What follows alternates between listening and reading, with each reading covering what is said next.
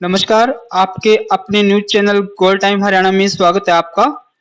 चौटाला के नागरिक अस्पताल में विगत 1 दिसंबर से आज लगातार 20वें दिन सैकड़ों ग्रामीण आंदोलनरत है। इस संघर्ष का नेतृत्व कर रहे किसान नेता कॉमरेड राकेश भगोड़िया हमारे साथ है। इस संघर्ष का नेतृत्व बड़े जोरों के साथ किया है चौटाला गांव के ग्रामीणों ने भी। इन्होंने 21 दिसंबर को चौटाला से चंडीगढ़ पैदल कूच का ऐलान किया था। आइए करते हैं खास बातचीत कॉमरेड राकेश भगोड़िया के साथ में। सर नमस्कार। नमस्कार। स्वागत है सर मेरे चैनल गोल टाइम हरियाणा में आपका। सर आपका भी यहाँ पधारने पर हृदय से आभार। लगातार आप प्रत्येक किसान, मजदूर, नौजवान, हमारी माताओं बहनों की, चौटाला गांव व इस इलाके की आम जनता की आवाज को अपने चैनल के माध्यम से शासन और प्रशासन तक पहुंचा रहे हैं। इसके लिए एक बार पुनः मैं तमाम ग्रामीणों की तरफ से आपका हार्दिक आभार व्यक्त करता हूं। सर मेरे 3 सवाल आपसे आपके आंदोलन को लेकर। आज आपके आंदोलन 20वें दिन में प्रवेश कर गया है। क्या सरकार ने कोई मांग मानी अब तक सर? देखिए, चौटाला गांव के नागरिक अस्पताल में विगत 2 माह में यहां पहले 3 नवजात शिशुओं की गर्भ में दुखद मृत्यु हुई। प्रसूतियों को अपने 8-8, 9-9 महीने के शिशु गर्भ में खोने पड़े अव्यवस्था के चलते। उसके बाद फिर एक नवजात शिशु की गर्भ में मौत हुई। अब तक विगत 2 माह में चौटाला के कम सामुदायिक स्वास्थ्य केंद्र में 4 नवजात शिशु उनकी दुखद मृत्यु हो चुकी है। उनकी मृत्यु होने के बाद पीड़ित परिवारों को साथ लेकर गांव के सामुदायिक स्वास्थ्य केंद्र में हम विगत 1 दिसंबर को आंदोलन हमने शुरू किया और आज लगातार 20वें दिन हमारा जोरदार संघर्ष जारी है। इस संघर्ष में चौटाला गांव व आसपास के गांव के हजारों किसान, मजदूर, नौजवान, माताओं बहनों ने, दुकानदार, व्यापारी बंधुओं ने, तमाम विभूतियों ने जोरदार भागीदारी सुनिश्चित की। आप सबको ज्ञात होगा कि यह संघर्ष शुरू होने के बाद 5-7 दिन के बाद ये जन आंदोलन बना और इसमें चौटाला गांव में जो दुकानदार व्यापारी साथी थे उन्होंने बिना किसी राजनीतिक सोच एक ऐतिहासिक फैसला लिया। आजाद हिंदुस्तान में पहली बार चौटाला गांव का बाजार, जो कि पूर्ण रूप से किसी संघर्ष में बंद हुआ, कोई घटना अगर गांव में पहले कोई घटित हो सकता है उसमें कभी बाजार बंद रहा हो, लेकिन कभी भी आंदोलन में बाजार बंद नहीं हुआ। दुकानदार व्यापारी साथियों ने चौटाला गांव का बाजार 2 बार पूर्ण रूप से बंद कर सारे साथी सड़कों पर उतरे और हमने प्रशासन को बार बार हमने प्रार्थना की, निवेदन किया कि हमारी स्पष्ट सी मांगे, जो 4 नवजात शिशुओं की मौत हुई उनकी 5 डॉक्टरों का, उसमें कोई 2-3 विशेषज्ञ भी हो, 5 डॉक्टरों का बोर्ड गठित हो और वो बोर्ड उनकी निष्पक्ष जांच करे। पीड़ित परिवारों को आर्थिक रूप से राज्य की सरकार मदद करे ताकि उनको न्याय मिल सके।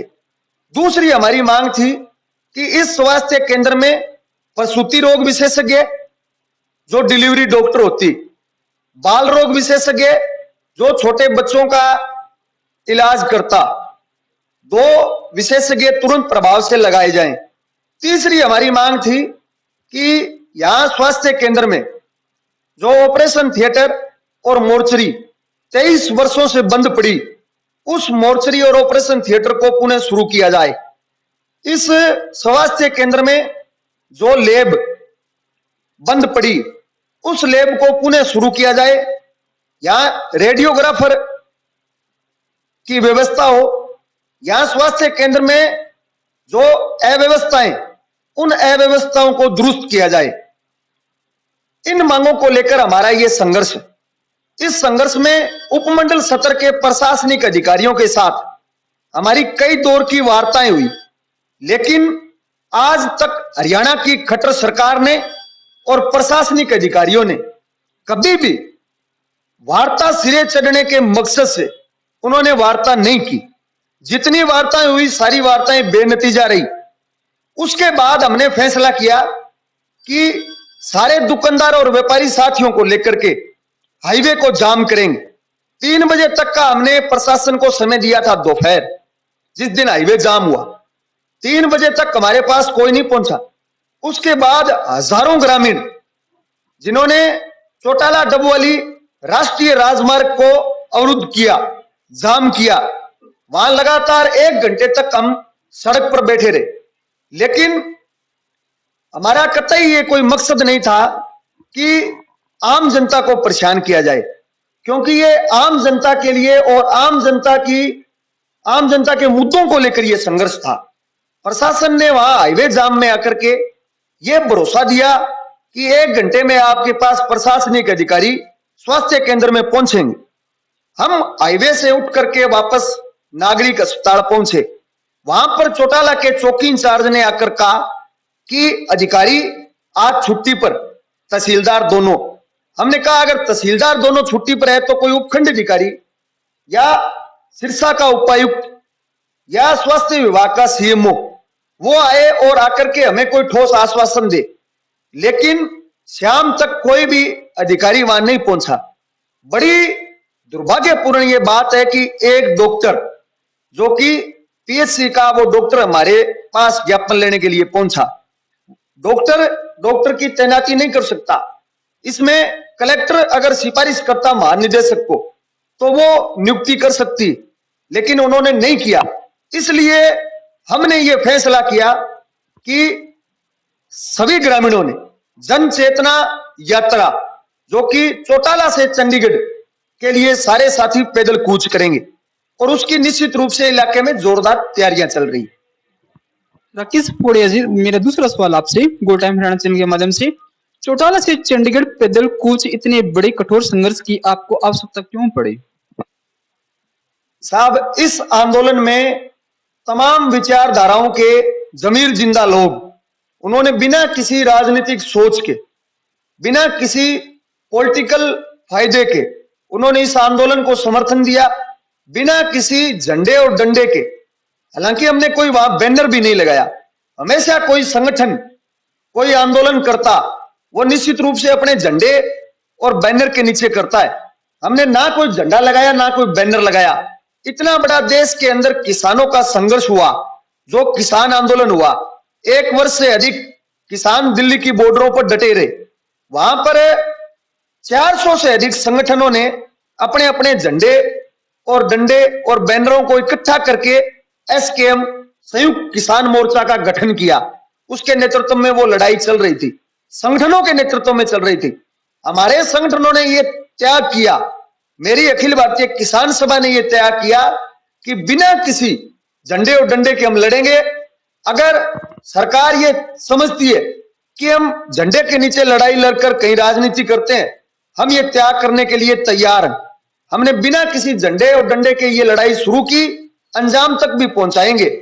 इतने बड़े कठोर संघर्ष की आवश्यकता इसलिए पड़ी क्योंकि हरियाणा की सरकार और बड़े राजनीतिक लोग, उनकी ये मंशा नहीं है कि वो यहां डॉक्टरों की नियुक्ति करे। उनकी ये मंशा नहीं है कि जो तहसील के अंदर किसान मजदूर की जेब पर जो डाका डाला जाता, उस डाके को वो बंद करे। उनकी ये भी मंशा नहीं है कि यहाँ इलाके के अंदर बड़े स्तर पर जो अवैध नशे का व्यापार होता, उस व्यापार को वो बंद करे। उनकी मंशा नहीं है कि यहाँ पटवारी पटवार भवन के अंदर लगे। उनकी ये मंशा नहीं है कि पशु चिकित्सालय के अंदर वीएलडीए डॉक्टर, वेटरनरी सर्जन सहित पशु चिकित्सालय का स्टाफ पूरा हो। इसलिए हमें ये कठोर संघर्ष की आवश्यकता पड़ी, क्योंकि बड़े राजनीतिक लोग जो कि आज सत्तासीन, जिनकी आज हुकूमत है, उन लोगों का ये षड्यंत्र था। सभी लोगों ने, सारी पार्टियों के लोगों ने, किसी पर मैं व्यक्ति विशेष पर आरोप नहीं लगा रहा, किसी पार्टी पर आरोप नहीं लगा रहा, लेकिन बड़े राजनीतिक लोग जो सरकार में बैठे हैं, उन लोगों ने ये षड्यंत्र, राजनीतिक षड्यंत्र रचा कि कोई भी प्रशासनिक अधिकारी धरना स्थल पर नहीं जाएगा, उनकी मांगों को मानना दूर, उनका ज्ञापन भी नहीं लेगा। उनको साहब ये गवारा नहीं है कि इस इलाके के लोग जागरूक हो, इस इलाके के लोग आम जनता के मुद्दों को लेकर सड़क पर उतरे।